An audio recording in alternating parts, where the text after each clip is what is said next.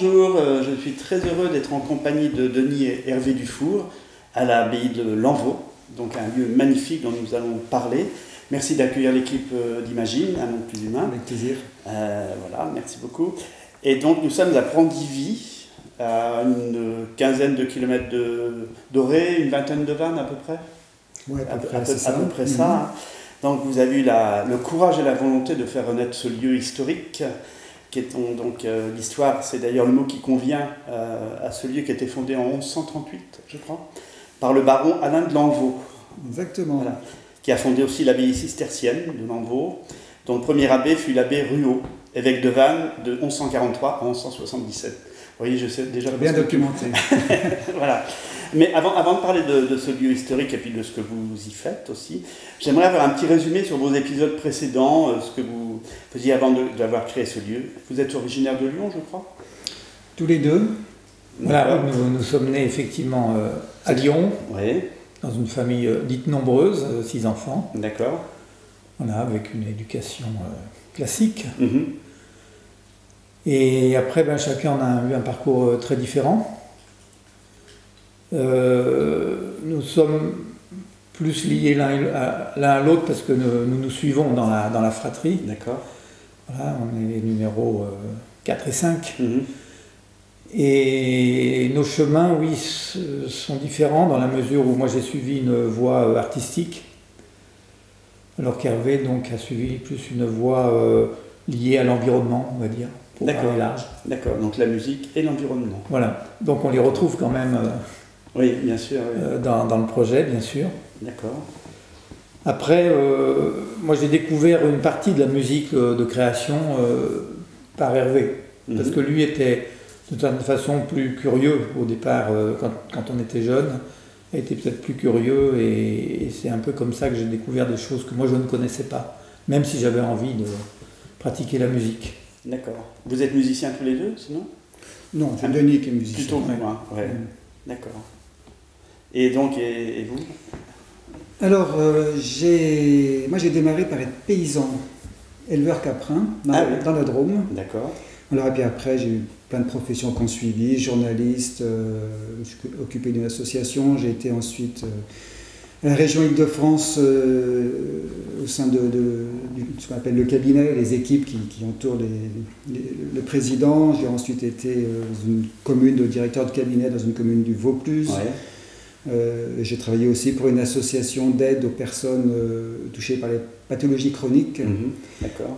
Enfin voilà, notamment, entre autres. Ouais, un parcours assez varié. D'autres choses aussi. Et maintenant, voilà. D'accord. Nous sommes ici. Et vous êtes mis à la recherche d'un lieu, je crois. Donc, vous avez visité différents domaines. On a cherché d'abord dans le Lot. Ouais. Et puis, au final, ça n'a pas fonctionné là-bas. Donc, je suis venu entamer des recherches en Bretagne. Par contre, on est arrivé ici tout à fait, mais alors, par hasard. C'était pas prévu au programme, c'était pas dans la liste. C'est vraiment, voilà. Un jour, on avait un creux. Ah oui, d'accord. Donc, quelqu'un nous a dit de venir voir ici. On est venu voir ici et nous y sommes restés. Et vous saviez que c'était avant déjà Oui. Voilà. Oui, c'était avant depuis même longtemps. Ah oui, d'accord. C'était une personne d'une agence qui nous a visité en Côte d'Armor ou en Finistère, et qui nous a dit notre agence a quelque chose qui pourrait vous intéresser en Morbihan. D'accord, ok. Et donc voilà, on a fait un petit coup de fil, il y avait une disponibilité à ce moment-là, on y est venu. Comme il a cité une abbaye, nous étions assez curieux de tomber dans une abbaye avec ses bâtiments, ses cloîtres, etc. Bon, en fait, l'abbaye qui est en bas, c'est une ruine. Oui, c'est ça. Il n'y a plus rien à dire. Mais bon, il y a les... Et il y a cette maison dite abbatiale dans l'abbatiale, la région. D'accord. Mais elle qui ne date pas de 1138, qui date de 1705, j'ai vu. Voilà, 1705, elle a été construite, reconstruite un peu après.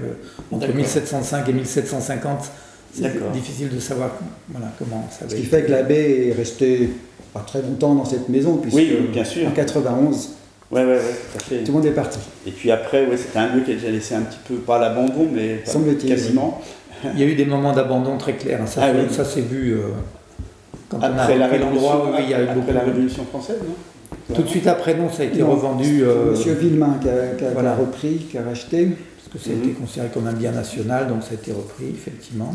Mais après, Il a installé une verrerie. D'accord. Ah oui. Et puis après, il y a eu d'autres choses. Après, il y a eu une forge installée un peu plus loin. Mais enfin bon, ça. Et je pense qu'il y a eu des moments où ça a été abandonné, au début du 20e. Parce qu'on voit très bien sur l'état de la maison quoi, que tout ce qui est en bois a été complètement mangé par bien sûr. Ouais. les intempéries et les vers de bois. D'accord. Donc c'est une immense propriété, parce qu'il y a combien? Il y a d'hectares en tout? Alors, il reste, parce qu'autrefois c'est une propriété de 200 hectares, mais aujourd'hui il reste, on en a 7 à peu près. Oui, mais enfin 7 c'est déjà pas mal, il faut déjà les entretenir. Ça a été divisé évidemment entre tous bien sûr, les successeurs, les enfants, etc. D'accord. Mais 7 hectares devant nous, au sud de la maison, une partie en prairie et une partie plutôt qui borde le Loch. D'accord. Ah oui, en bordure du Loch. Donc plutôt un peu marécageuse, surtout en cette saison. Vous avez quelques moutons d'ailleurs qu'on Et aperçoit. quelques moutons. D'accord. Et un jardin sans doute, non? Quelque part? En construction. En construction. D'accord. En tout, il y a donc la maison abbatiale qui a été restaurée, il y a plus de 400 mètres carrés? À peu près. C'est ça, oui. On est à 150 mètres au sol à peu près, oui. Oui, donc c'est sur... on a 2 niveaux plus un grenier. Le grenier, on l'a aménagé aussi. D'accord. Donc voilà, on a effectivement les 3 niveaux. Ouais. C'est toujours un peu en cours de restauration, c'est terminé? Alors cette partie-là du lourd, de la grosse restauration est terminée. D'accord. Tout récemment, bien, parce que ça a démarré le gros a démarré en juin 2020. Donc on est heureux que ça se termine, mais c'est pas encore. Voilà, ils viennent de partir. Hein, bien sûr. Et il reste des choses encore. D'accord. Et lors de cette restauration, il y a eu des petites découvertes, des petits trésors? Alors pas de trésors, non. Rien. Ah non, dans ce sens-là, rien de bon. Ou des choses anciennes, non? C'est des découvertes plutôt de choses un peu délabrées que des trésors. Il n'y a pas une bonne surprise? Pas de bonne surprise. Ah bon? Non. Malheureusement. Non, mais je pense que les précédents, s'il y avait des choses à découvrir, les ont découvertes quand même, parce que sans doute. Effectivement, ça avait été repris en 1940, enfin un peu avant la guerre, par un entrepreneur belge qui a fait ici un élevage, un des premiers élevages industriels de poulets et de couvoirs, des closeries, de poussins. Ah oui. Et donc c'était recouvert de bâtiments en béton partout. D'accord. Là, il en reste un ou deux. Plus bas. Oui. Mais c'était ça. Et après il a vendu dans les années 60 à des parties 60-70 à des particuliers. Quoi. D'accord. Et ensuite, il y a eu ceux à qui on a effectivement qui on a repris le lieu. Donc en achetant ce lieu, vous aviez déjà votre projet d'en faire quelque chose un lieu culturel, un lieu musical? Oui, c'est-à-dire qu'on a cherché le lieu en fonction du projet. Il nous fallait des surfaces précises, il nous fallait... Donc voilà, c'est dans ce sens que ça s'est passé. D'accord. Donc c'est quoi exactement les projets, ce que vous allez développer ici? Alors, les projets, c'est donc favoriser la rencontre de l'humain avec les arts et les milieux naturels, en gros. Ouais, c'est un beau projet. Et donc art, environnement, etc. On rejoint ce que disait Denis tout à l'heure. Et pour cela, c'est une association qui gère cette partie-là. Une association qu'on a appelée les Heures de l'Envaux. Ouais, c'est ce que j'ai vu. Voilà, qui a 4 objets principalement. Alors, la partie effectivement patrimoniale, patrimoine historique et culturel de l'abbaye de l'Envaux. Sinon, le premier objet, c'est favoriser justement la pratique des arts et de la création artistique. D'accord. Le deuxième objet, le deuxième point, donc des activités de bien-être. Alors, quand on dit bien-être, c'est le yoga, le qigong, enfin toutes ces pratiques qui contribuent. Avec des intervenants extérieurs. Bien sûr, intervenants extérieurs. D'accord. Ça, c'est déjà commencé, des activités comme ça? Oui. Alors, on a fait une période un peu expérimentale d'essai pendant les chantiers. L'été dernier. L'été dernier. Pour le yoga, on a fait 2 stages. D'accord. Mais cet été, oui, il y aura des stages qui sont pour l'instant 3, parce que voilà, il est toujours bien sûr, en transition entre deux. Donc il y aura un stage de yoga, il y aura un atelier d'écriture, et il y aura un stage de chant. D'accord. C'est bien, ça fait déjà pas mal de choses à animer en tout cas. Ça en fait, et chaque fois, ce sont des intervenants extérieurs. Bien sûr. Et vous, Denis, vous allez faire des stages de musique? Alors oui, justement sur la partie culturelle, il est prévu des stages de composition musicale, puisque on a orienté beaucoup sur la création contemporaine, comme on dit. Donc pour la musique, aussi bien instrumentale que électroacoustique, ou ce qu'on appelle aussi acousmatique, qui est cette musique qu'on a appelée musique concrète au tout début, dans les années 48. Le fondateur de cette musique, Pierre Schaeffer, qui, pour le situer, est aussi celui qui a créé l'INA, l'Institut national de l'audiovisuel. Donc entre guillemets, inventé cette musique en 1948. Elle s'appelait musique concrète, ensuite musique électroacoustique. On dit musique acousmatique parce que le terme vient du nom qu'on donnait aux disciples de Pythagore, qui parlait à ses disciples derrière une tenture pour qu'on écoute la substance de son discours sans être distrait par les gestes, les vêtements, les mimiques. Et donc, comme cette musique acousmatique s'écoute à travers le haut-parleur, ce terme a été réhabilité par Pierre Schaeffer à l'époque, justement, pour parler de l'écoute acousmatique, c'est-à-dire la radio, c'est le cas aussi, ce qu'on entend sans voir la cause qui produit le son. Le mot acousmatique veut dire ça, en fait. Et donc, il y aura des stages de formation aussi pour ces musiques-là. Et en même temps aussi des ateliers, comme on a commencé de le faire, justement, avec des écoles.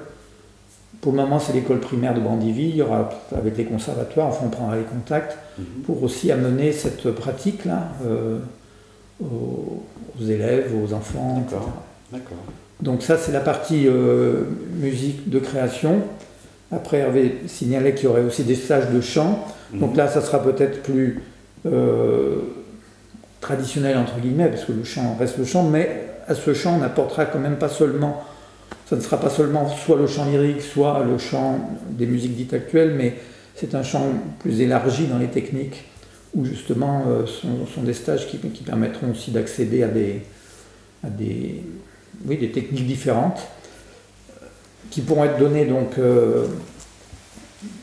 au départ par des gens que nous connaissons, qui font partie du projet.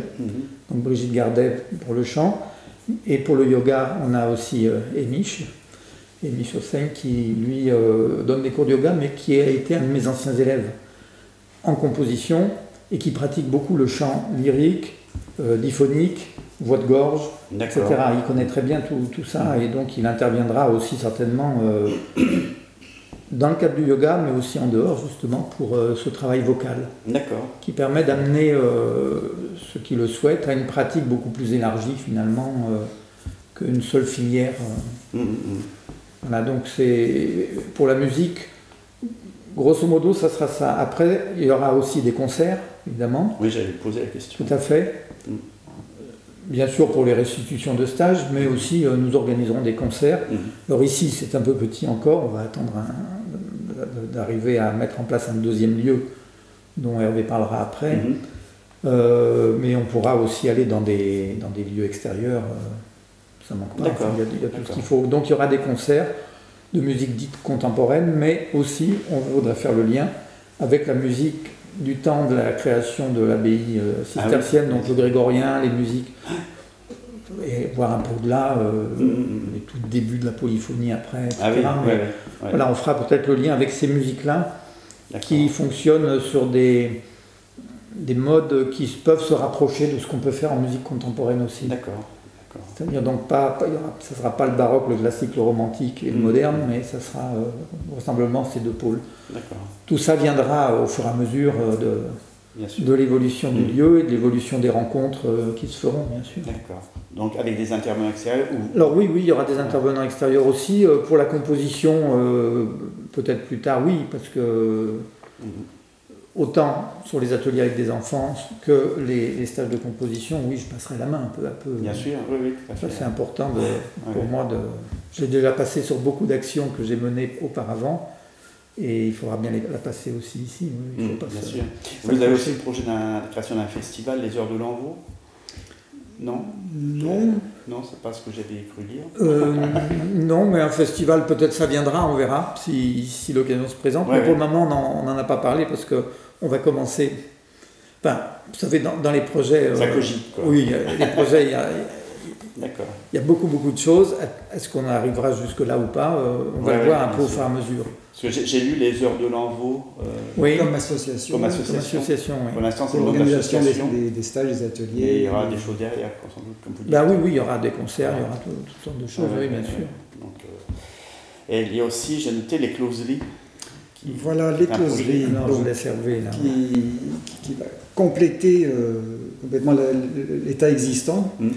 Les closeries, ce sera un bâtiment qui sera édifié à la place des anciens hangars, justement, ex-écloserie. C'est pour ça que ça a gardé ce nom. Bah oui, Plutôt que poulailler et closerie, c'est mieux. joli. Et ça va être un grand espace avec une grande salle justement où on pourra organiser ces stages Avec plus avec de de monde. l'espace, Mmh. avec du monde, avec aussi une sonorité. Enfin, D'accord. donc une grande salle, 140 mètres carrés environ. Ouais. Il y aura aussi autour des petites salles pour certains travaux qui D'accord. nécessitent Des pas petits d'avoir ateliers, des des petits, choses comme ça, ouais. ateliers. Ouais. Il y aura aussi à cet endroit un studio de composition Mhm. et acousmatique. Mhm. Parce que pour l'instant, c'est comme ça, c'est là-dessus que Ouais, Denis ouais. travaille aussi. Ben il y voilà, aura ouais, c'est aussi ça, ce ouais. studio. Et il y aura des Donc il y a des rencontres, annexes. j'ai noté des rencontres littéraires aussi, de temps en temps. Alors, par rapport, il y a la musique et il y a tout l'aspect voilà, c'est ça, littérature. ouais. D'accord. Et littérature, donc effectivement, des rencontres littéraires autour d'auteurs. Alors, trois niveaux, la littérature, la poésie Mhm. et le conte. D'accord. Et dans le premier atelier qui va être organisé cet été, donc c'est un atelier d'écriture plutôt en Mhm. littérature. Mais il y aura ça et des accueils, ce qu'on appelle des artistes en résidence, Ouais. des accueils donc d'artistes qui pourront aussi, soit au niveau musical, soit au niveau littérature, écriture, on reste dans l'écriture, que ce soit musicale, Mhm, bien sûr. pourront aussi être accueillis ici en résidence pour créer l'œuvre. D'accord. Mhm. Et ça se passera plutôt à partir d'été prochain? Ça va être encore trop tôt. Alors le stage, Pour les oui, closeries. mais les résidences, stages, oui, mais les closeries, pas encore. Ah non, non, ça, Ah oui, c'est bien oui. 2 ans. Oui. Mais dès l'été prochain, il y aura déjà des choses Ah oui, oui. que vous avez proposées, quoi. Mais oui, les trois stages dont on a parlé, Mhm. yoga, Voilà, chant et, voilà, donc, et écriture, tout à fait, oui. d'accord. Et exposition aussi qui est prévue sur Mhm. l'aspect patrimoine dont on a parlé. D'accord. Si on veut développer un tout petit peu sur le patrimoine, il y a l'idée aussi qu'on va défricher autour des ruines pour les refaire Ah apparaître oui, bien sûr. et les rendre visibles. Il y a déjà une fontaine, la fontaine Saint-Nicolas, qui elle a été remise un peu en valeur par le précédent propriétaire et une autre personne qui s'occupe beaucoup de l'histoire de Pluvigné et de l'abbaye de Lanvaux. Et donc cette fontaine justement, elle a été vue aux dernières journées du patrimoine, ça avait été un peu mis en ordre, défriché aussi. Mhm. Pour qu'elle soit accessible, mais il y a encore des travaux à faire pour D'accord. essayer de Ah oui, retrouver un peu Mhm. de la remettre, disons, dans un état d'origine, on ne sait pas trop, mais en tout cas un Ouais, état qui ouais. soit bien proche de ce que Mhm. pourrait être Mhm. ce lieu. Vous travaillez avec une entreprise spécialisée dans la restauration des monuments ou non? Alors non, ils ne l'ont pas restauré. Non, c'est pas L'entreprise, restauré, mais... Pour le moment, c'est non. non, La non, fontaine, Oui, Oui, enfin, la fontaine, partie... c'est des bénévoles. Ah oui, Ouais, d'accord. Il y a une Ah, bah, association c'est de très bien. Pluvigné aussi qui était venue D'accord. pour D'accord. participer un petit Mhm. peu Ah ouais. à l'aménagement de ce site. Mhm.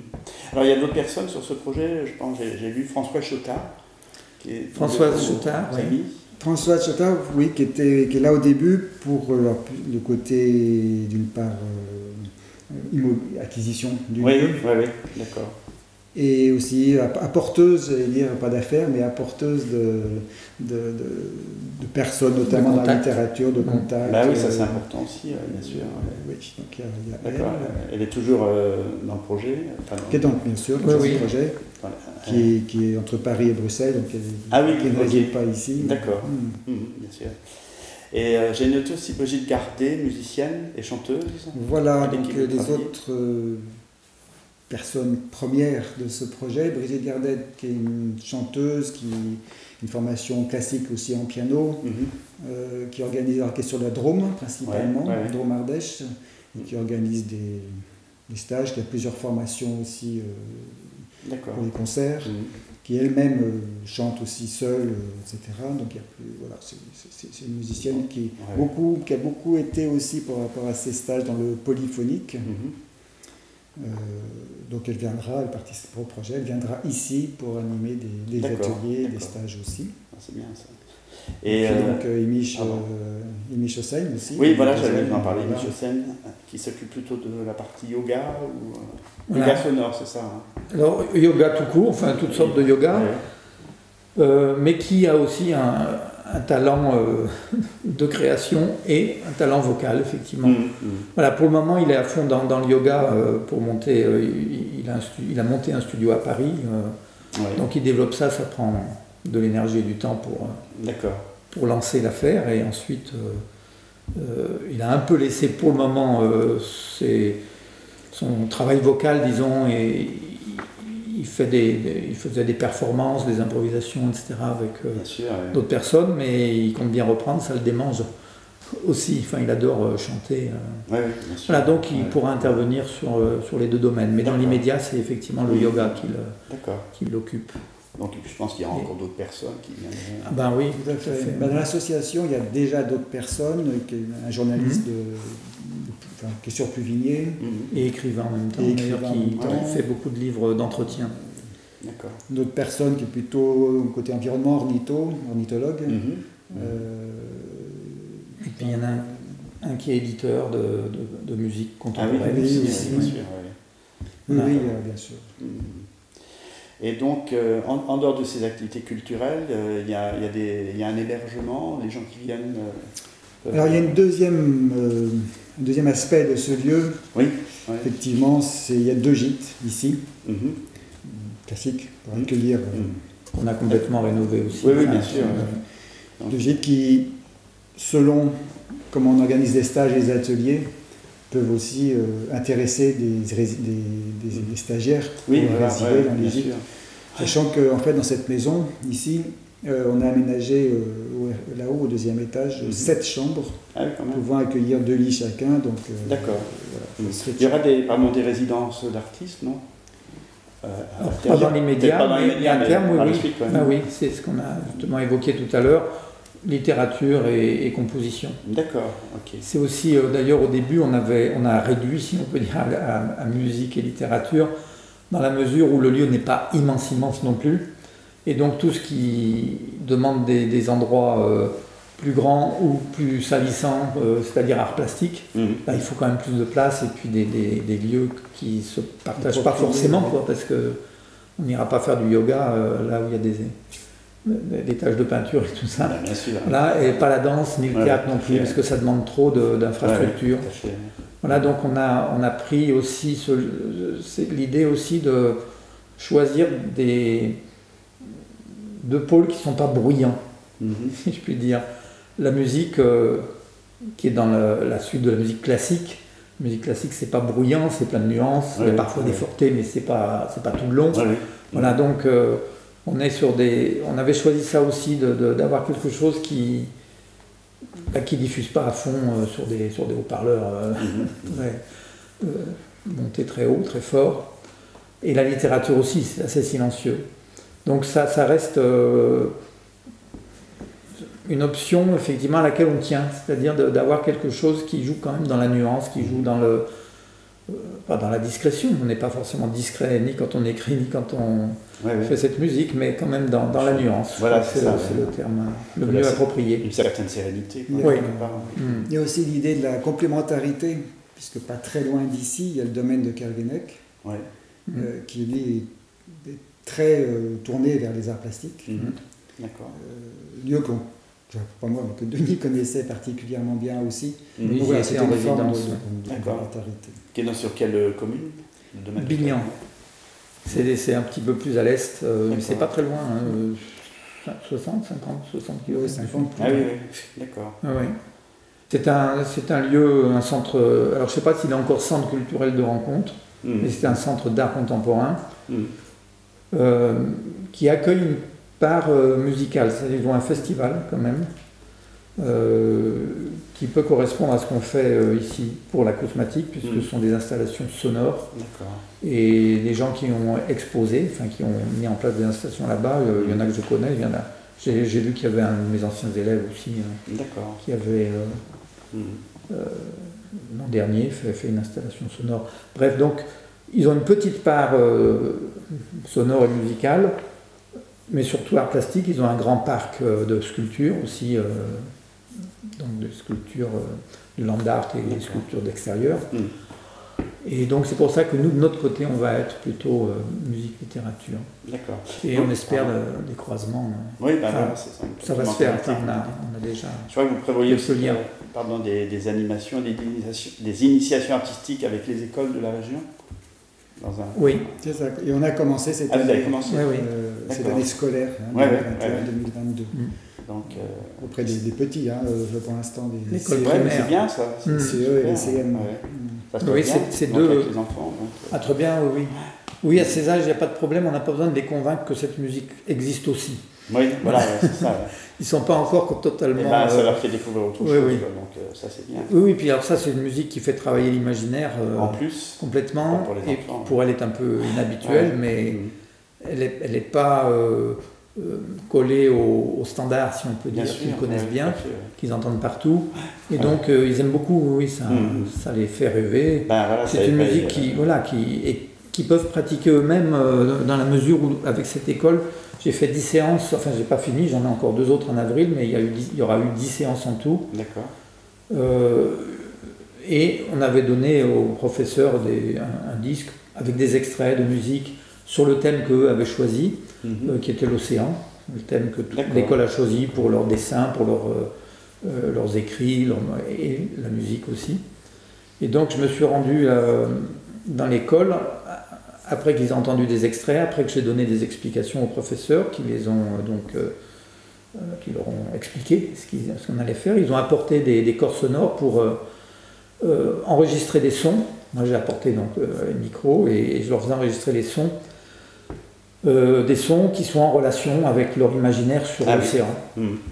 Et donc voilà, on a des sons qui ressemblent au ressac, au bruit des vagues, au bruit du vent, au bruit de l'environnement en fait. Voilà, des mâts, c'est intéressant. etc. Donc ils sont venus avec ce qu'ils connaissent de la mer. Et on a enregistré tout ça. Ensuite, moi j'ai nettoyé, optimisé tout ça, transformé. Je leur fais entendre au fur et à mesure les étapes. Et à la fin, bientôt, là, début avril, ils vont entendre chacune des deux classes de 25 environ. Entendront la musique qui est sortie de leur son et qu'ils reconnaissent aussi, c'est-à-dire que c'est quelque chose qui est important, c'est qu'ils soient actifs. Mon idée, c'est pas du tout, chaque fois que j'ai fait ce genre de choses, c'est pas du tout de leur dire écoutez ça comme c'est beau, de leur faire entendre un petit morceau de Mozart et un petit morceau de musique plus contemporaine en leur disant écoutez c'est bien et il faut être sage, mais plutôt de leur dire voilà, on va faire ensemble. Et à vous de me dire au fur et à mesure, est-ce que ça vous convient ou pas, ou à quoi ça vous fait penser, comment on pourrait développer. Voilà, qu'ils soient vraiment actifs, parce que sinon les choses où on leur dit écoutez c'est beau, ça devient un peu du bourrage de crâne, du lavage de cerveau. C'est mieux qu'ils apprennent par l'expérience. Enfin, moi j'ai toujours fonctionné comme ça moi-même, de se faire une culture d'expérience et pas une culture d'encyclopédie. Oui, puis ça éveille leur curiosité artistique aussi. Tout à fait, justement. Oui. Ça c'est bien aussi. Avoir une expérience, c'est déjà effectivement se faire une culture personnelle, savoir ce dont on est capable soi-même, ce qu'on peut faire, ce qui nous est permis de faire aussi. Et c'est pas si fréquent d'avoir le droit de faire quelque chose que tout le monde ne fait pas. Bien sûr. Et donc vous faites ça avec les élèves de quelles écoles? Alors c'est l'école primaire de Brandivy qui s'appelle la Petite Colline.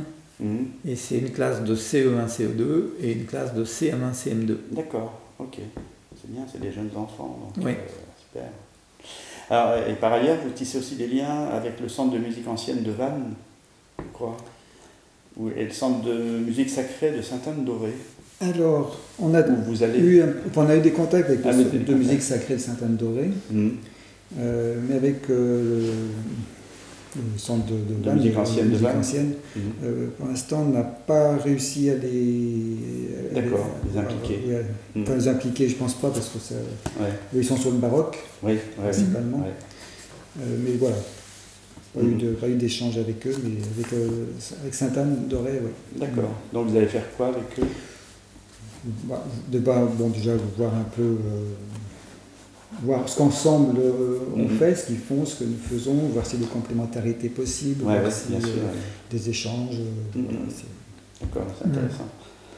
Et donc, pardon. Oui, pardon, il y a d'autres structures avec lesquelles on a pris contact.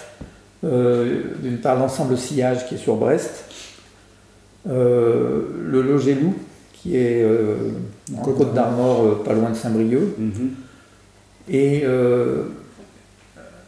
une autre association qui est sur Rennes, qui eux s'occupent à la fois de cinéma et de son, et particulièrement aussi justement de musique acousmatique. D'accord. Donc on les voit parce qu'eux sont intéressés aussi de nous rencontrer, puisque ça se croise, et puis ils sont intéressés par ma propre expérience aussi, puisque j'ai beaucoup travaillé à la fois sur cette musique et sur le concert de cette musique avec des orchestres de haut-parleurs qu'on appelle acousmonium, voilà, que j'ai développé dans des associations que j'ai créées. Enfin, j'ai créé beaucoup à la fois d'ensembles instrumentaux et aussi d'associations ou de structures s'occupant de musique acousmatique. Donc on va les voir aussi. Il y a encore d'autres structures avec qui on pourra prendre contact sur la Bretagne, mais pour créer finalement un réseau et voir ce qu'on peut faire complémentairement, évidemment pas se marcher sur les pieds, c'est pas l'idée de la concurrence, mais au contraire c'est que, si on peut dire, la concurrence nourrisse les uns les autres. Bien sûr, c'est des complémentarités. Voilà. Ça c'est une chose à laquelle je tiens toujours, parce que j'ai souvent croisé des gens qui voyaient d'un très mauvais œil dès que quelqu'un qui faisait la même chose que mes structures s'installait à côté. Il ne faut pas laisser faire et tout. Je disais si, au contraire. Plus on est nombreux à faire une chose qui n'est pas si répandue que ça, plus ça va se développer. Bien sûr. Et s'il y en a 3, 4, 5, 10, c'est gagné, quoi. C'est ça qu'il faut rechercher, c'est pas du tout d'éliminer.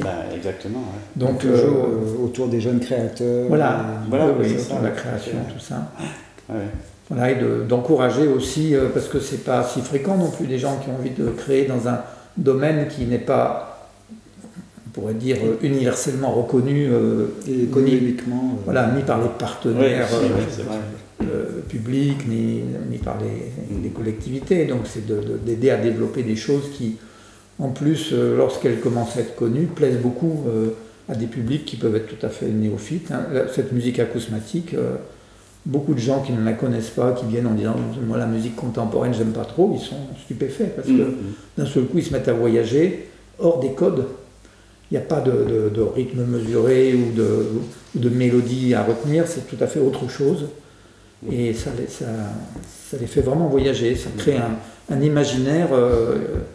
Certains voient même des films d'une certaine façon dans leur tête en écoutant ces musiques, parce que les sons leur évoquent des choses. Voilà, parce que les gens ont souvent une idée préconçue de la musique contemporaine. Tout à fait, dans l'esprit Pierre Boulez.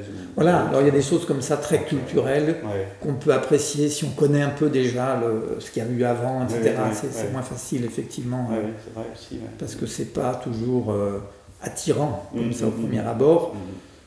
Il y a beaucoup de choses comme ça qui sont tellement spécialisées, mais pas qu'en art, dans plein de domaines, effectivement, qui n'attirent pas parce que c'est trop éloigné de ce qu'on a l'habitude de voir ou d'entendre. La musique acousmatique, elle est jeune, elle n'est pas liée à une culture codée, et donc effectivement, elle est plus facile d'accès, beaucoup plus facile. D'accord. Et votre ambition, donc, c'est je crois, de devenir un centre de création contemporaine à la fois en musique et en littérature. Oui. Donc, c'est bien. Tout à fait, oui. Alors, on va terminer cet entretien, à moins que vous ayez d'autres choses à ajouter. Le scoop, c'est qu'on va finir d'aménager déjà. Oui, voilà, c'est ça. On va finir d'aménager, et on mènera d'ailleurs pour les closeries une action assez ouverte pour sa construction, participer à son financement, etc. Ah oui, bien sûr. Il y aura sur ce projet, citoyen, grand chantier, il y aura plein de...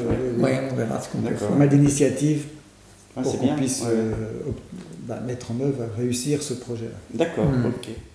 On va conclure par un mot et un vers qui vous inspire chacun. Le mot, par exemple. Pour Ah notre bah, cours, je l'ai là. dit tout à l'heure, moi c'est expérience. Le mot expérience, bah, Oui. un joli mot, parce que Oui. voilà. Et vous? On va dire être au présent. Allez. Le mot présent, alors, peut-être. Et un verbe? À créer. Ah bah voilà, créer l'expérience, quoi. Oui. Ou l'expérience de la création. Donc, vous avez un site internet et vous êtes sur les réseaux, quelque part? Alors, quelque part, très vite, on sera sur les réseaux, Oui. par un site, effectivement. Pour le moment, il y a juste Instagram, mais qu'on n'a pas encore beaucoup nourri. Il y aura un site, Abbaye de Lanvaux, Voilà, pour informer de vos... Oui, abbayedelanvaux.fr, ça sera. Voilà, dans d'accord. lequel on pourra justement voir, prendre connaissance de l'ensemble des domaines autour, Et dans la des partie programmations. associative, Voilà, la partie D'accord. d'hébergement touristique, la partie de ce lieu, Les aussi, activités, les patrimoine. stages. D'accord, d'accord. Je vais finir par une phrase de Nietzsche que j'ai lue en cherchant des informations, qui est « La vie sans musique est tout simplement une erreur, une fatigue, un exil ». Ça, je l'ai trouvé sur un de vos sites, je crois. Et puis, en fait, pour conclure, je vais dire un petit message aux personnes qui nous regardent, de mettre un petit pouce pour liker l'interview et de la partager sur leurs réseaux sociaux. Ben, merci à vous et Merci. Merci pour votre accueil. Merci, Au revoir. pour votre Et belle présence. chance pour votre lieu et l'avenir de ce lieu. Voilà, merci beaucoup. Merci. Merci.